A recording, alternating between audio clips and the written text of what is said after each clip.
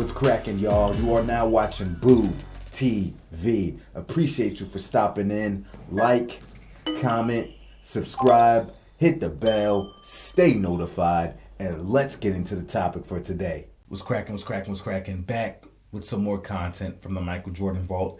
Haven't been to this channel in probably a little bit over a month now, so happy to get back. I'm a bit of a fan of the type of work they do here at Thinking Basketball. I think it's high quality work, and I think it's a lot of research and hard work being put into it, and they put out a good product. So this one says, I tracked every Michael Jordan playoff game for a decade. That has to be maybe not well over, but definitely over 100 playoff games. Has to be.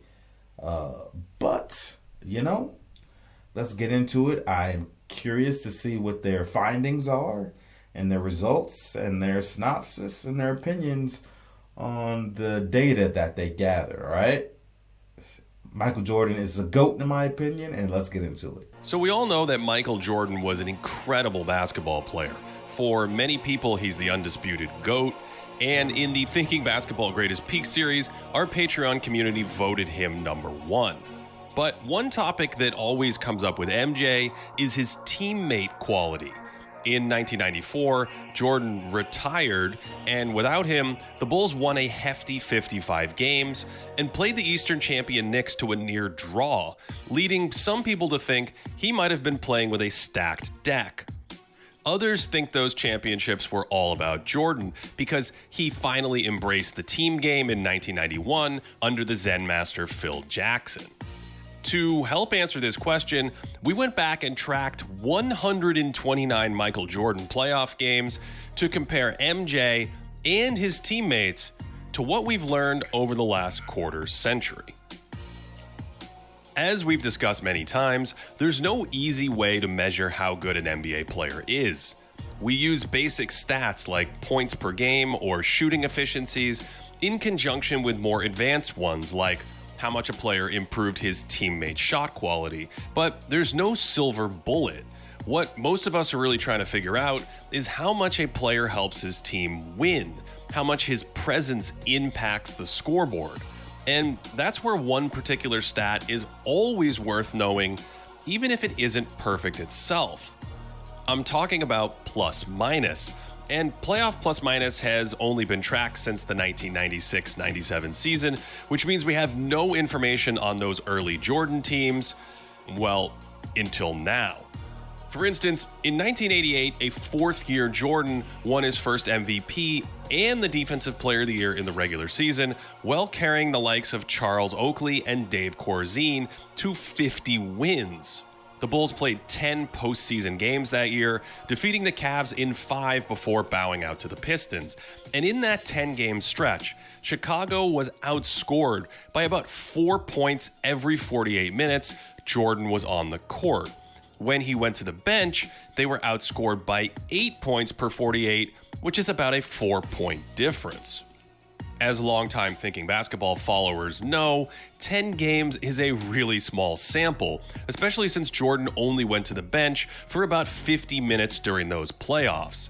That means a few extra makes or misses would have a huge impact on those minutes that Jordan was off the floor. So to understand how Chicago performed without MJ, we really need to look at more games. In 1989, Jordan hit the shot over Craig Elo, and the Bulls upset the Cleveland Cavaliers, then took out the Knicks before running into the Pistons again. This time, Jordan's on-off looked very different. The Bulls outscored their opponents by 4 points every 48 minutes he was on the court, but were outscored by nearly 20 points per 48 when he was off the court. That gives us 27 total games now, but it's still a noisy sample. So we went ahead and collected the 1990 playoffs and the 91 playoffs and so on. After sifting through over 100 Bulls playoff games, we found some incredible gems, including a ringing endorsement for the channel, Thinking Basketball every day, and this incredible quote about not wanting to excel as a three-point shooter. Point shooting is something that I don't want to excel at. And when you have that mentality, as I found out in the first game, of making threes, you don't go to the hole as much. You go to the three-point line and you start sitting there waiting for someone to find you. And that's not my mentality. And I don't want to create that because it takes away from my other parts of my game. Michael was talking about threes because he made 6 of them in the first half of Game 1 against Portland back in the '92 finals, propelling him to 35 points before halftime on just 21 shots. Before that night, Jordan had made at least 5 threes in a game just once in his entire career, and he knocked down a half dozen before halftime. Thanks to the shrug, that legendary performance is still talked about 30 years later, but I don't think I've seen anyone mention what happened next in Game 2. Those 3-point shots were only half the story to Game 1 because Jordan was just as unstoppable from inside the arc, drilling 8 of his 12 2-point shots. Poor Clyde Drexler was left in single coverage most of the time, and if it wasn't the patented fadeaway that did him in, Jordan used his quickness to drive by Clyde into space and then float in mid-range pillows. In pick and roll, the Blazers sent a second defender to jump Michael, but Jordan shed him for more mid-range magic. So when Game 2 rolled around, the Blazers radically changed their defensive strategy, first by doubling him in the post so he couldn't feast on fadeaways down there, and then bringing extra defenders when possible to help on his drives. And these adjustments did make a difference, leading to some turnovers and some easy scores for Portland. But they also put Jordan in a position to set up his teammates for wide open shots. So his most prolific 3-point shooting game in the playoffs led to one of his most prolific playmaking games in the playoffs, setting up open shot after wide open shot for his teammates throughout the night. Of course, even when they sent help, Jordan's individual scoring brilliance was still on display. There are 3 Blazers lurking here, and this time he spins away from the help, and that's just insanity. Since he finished with 39 points, Jordan's scoring pressure also created a ton of shots for teammates himself. Here's one in transition where he crosses right, hangs in the air, and kicks it out for an open 3, and he actually looked back to the trailer to freeze the defense before snapping it to the corner for that jumper. Wow. All told, I tracked a whopping 15 shots created like this for teammates, which is a hard number to hit historically. For perspective, in the entire 2011 playoffs, the single game high I tracked was 14. So Jordan was a playmaking machine in this game, despite also dropping nearly 40. Portland tried other defenders on Michael besides Drexler, but he took smaller players like Terry Porter or Danny Ainge to the post, and against bigger defenders, he was just too quick off the dribble, and that's one less big body to stop him at the rim. This was actually a theme during Jordan's first 3 NBA finals. The Lakers' starting 2-guard Byron Scott was too small for him in the post, and he torched the Suns in '93 because they lacked agile wing defenders who could stay in front of him. Actually, that Phoenix series was a perfect storm because they had very little rim protection once Jordan shed his defender, and his finishing ability made him nearly unstoppable. He was way too quick for Dan Marley, who lacked the foot speed to slide with him on the outside, and when the Suns tried a bigger forward like Richard Dumas, he was again unequipped to move with Michael on the perimeter. Tom Chambers is playing center here, and he's too deep under the hoop and barely gets above 9 feet on his contest because he's not a shot blocker.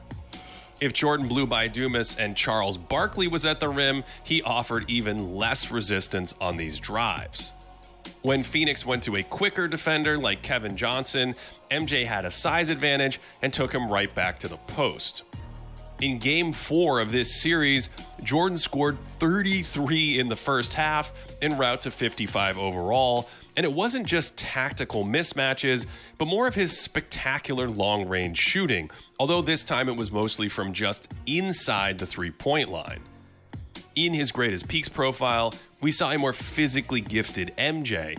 His first step was a touch quicker, his motor revved a little higher, but by 1992 he became a deadly outside shooter, putting on displays like this during critical playoff games. This is from the closeout game in the first round of 1992, and Jordan would just regularly stroke long jumper after long jumper like this, and he did it while somehow maintaining great efficiency for his time, probably because this version of Michael was one of the greatest mid-range shooters in league history.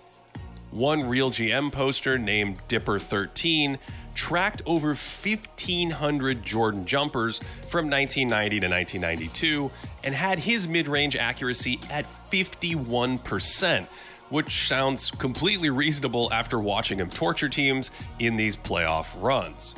Some of these shots are basically works of art, and this was one of the best scoring displays I've ever seen, slicing up Miami in basically every phase of the game. The Knicks defended him well in 1992 and 93, even holding him to a 3 for 18 shooting game that year, only for MJ to go off in the very next game, dropping in 6 more threes in a 54-point outing to tie the series at 2 games apiece. So, even if Jordan lost a touch off his fastball by 1992 and 1993, he was still otherworldly. Which brings us back to our original questions. How did the Bulls perform with him in the game? And what happened when Jordan went to the bench during the 1990s? In 1990, Phil Jackson arrived and installed the triangle offense, which was mostly in full swing by the time Chicago hit the playoffs that year. The Bulls again bowed out to the eventual champion Pistons in 7 hard-fought games. But in Jordan's playoff minutes that season, the Bulls outscored their opponents by over 7 points per 48, a jump into championship-level territory.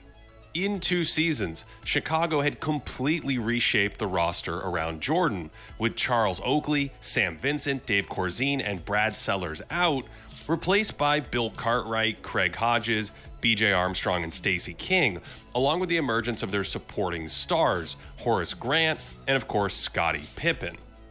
So in 1991, when the Bulls broke through, they were a whopping 13.5 points better than their opponents with Jordan on the floor, and they still outscored their opponents even when he went to the bench. In 1992, they weren't as dominant with Jordan in the game, but without him, lineups often spearheaded by Pippen, the Bulls again outscored their opponents. In 93, the numbers were similar, although his teammates were outscored by a few points when he wasn't in the game.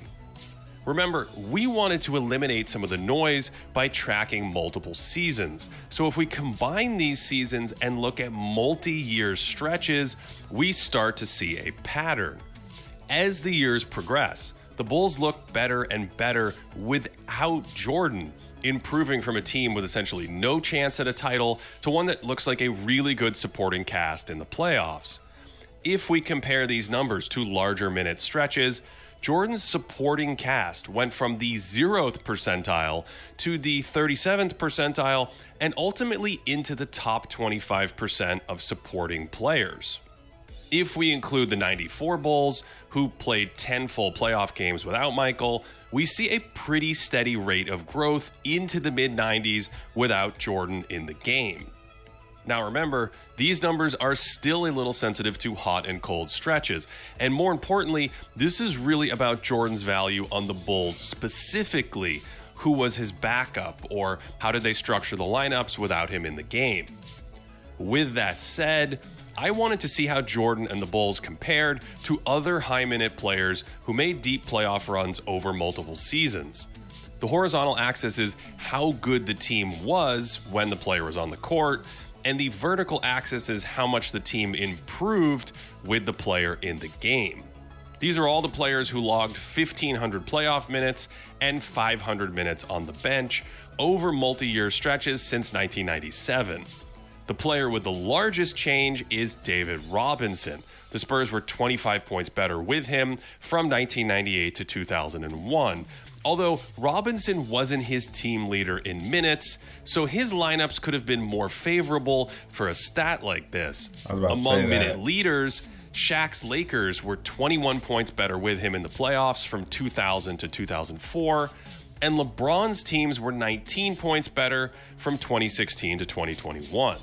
Jordan's best stretch came from 1989 to 93, where the Bulls were 14 points better with him in the game. So this is a great number, but isn't quite as emphatic as Shaq's or even LeBron's.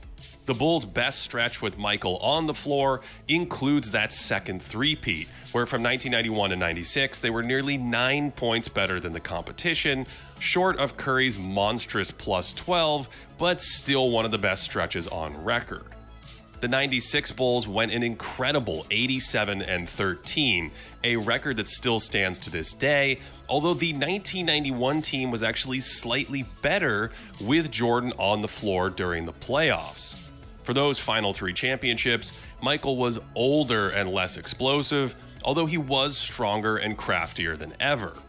That strength let him operate out of the post, commanding double teams that freed up his teammates, and he could overpower defenders down there and then, instead of an acrobatic finish, kick it out to a wide open shooter. Michael's size and body control really stand out in these years, feeling a defender on his back before spinning away to collapse the defense and set up a teammate. And even though he lost some of that quickness, he could still stop on a dime to create space, and despite all the jukes and spins, he just seemed to be in total control of his body at all times. This was never more apparent than in the evolution of his fadeaway, where he couldn't always out-jump his defender, so he had to alter his shot in the air. This meant changing the angle of his body and the arc of the jumper, looping it over a nearby hand. He also used the pump fake more to create a little extra breathing room to fire, and he could do all this while reclining his body at extreme angles while he was in the air. This is like a pool shark learning all the tricks and bounces of the table, his mind adapting in real time to lean back a little more or aim the shot just a little higher. His defense was also really impressive in those final Chicago seasons, using his strength and anticipation to contain the ball and maintaining a relatively high motor on that end despite being longer in the tooth. His hands were as destructive as ever, and he actually gambled less during those second three-peat years compared to his more chaotic style when he was younger, and even that risk-taking was often calculated and precise. As a result, he actually put up some of the more impressive plus-minus numbers in his playoff career, where the Bulls were outscored by 3 points without him during the 96 playoffs, but then crushed teams by 13 points per 48 with Jordan on the floor. The NBA officially started tracking plus-minus in 1997, and he looks great there too, as well as in 1998. So, what can we make of all this? Well, despite the noise in plus-minus stats, I find these numbers incredibly important for a few reasons. First, they affirm that Jordan's supporting cast radically improved during their title-winning seasons, not necessarily Michael himself. As we discussed in his Greatest Peaks profile, MJ looked superhuman before Chicago won a title. He just needed the right teammates to climb the mountain with. Sure. Second, both of the three Bulls looked great when Jordan was on the floor, with their second 3-year run falling just behind Steph Curry's Warriors during the Kevin Durant years. And finally, Jordan does not actually look like an outlier compared to other greats when he was on the court versus off it. His teams were plenty competitive without him, and when he was in the game, other all-time clubs were comparably dominant. Of course, there's enough variability in these numbers that the best player ever isn't guaranteed to have the best on-off ever, so the debate will certainly rage on. But I'll leave you with this. After pouring through over 100 playoff games of Jordan and the Bulls, it's hard to find a more consistently impressive decade of playoff performances in the entire history of the NBA, and the numbers certainly back that up. Plus minus, like you said in the beginning, it's an imperfect stat. It doesn't really tell you. There's just a whole lot of different variables and factors and lineups, and there's just so much calculated in that plus or minus. So it's not an absolute fact, but it's something that you can use and try to apply context to it. But it's not like any type of end-all, be-all statistic. And really, most stats aren't end-all, be-all. It's a collection of things you fit into your argument. But for example, like You could take players that are extremely ball dominant, where they are more or less the system, and they build players around them that only know how to operate when this player's on the floor. And in those situations, that player will have